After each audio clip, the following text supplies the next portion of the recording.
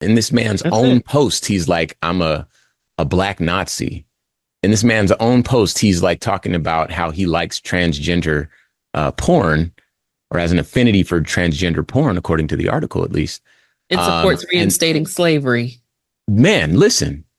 And then, if he'll say it out his own face, how, transgender people are, well, I don't even need to repeat any of the hateful things that he said, but, he's famous for saying some vile things. Yeah. And yet and still, he's past the deadline where he can drop out of the race. So he can't withdraw. So, the people of North Carolina are left with these candidates. And the thing that really bugs me, and I recognize that a lot of our listeners are conservative and a lot of our listeners are liberal, right?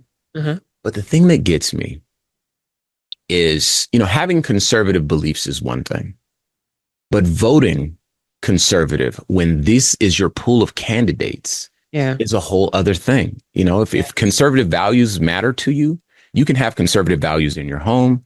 You can have conservative values even in your community, in your local elections, which a lot of conservative people do. But when it comes to these national stories, so often, now it does happen on both sides, but so often the most egregious stories look like this, and they're from the right and the far right. And yet and Yes. still, I feel, I'm not going to tell people who to vote for. Actually, I will tell people who to vote for, but not now.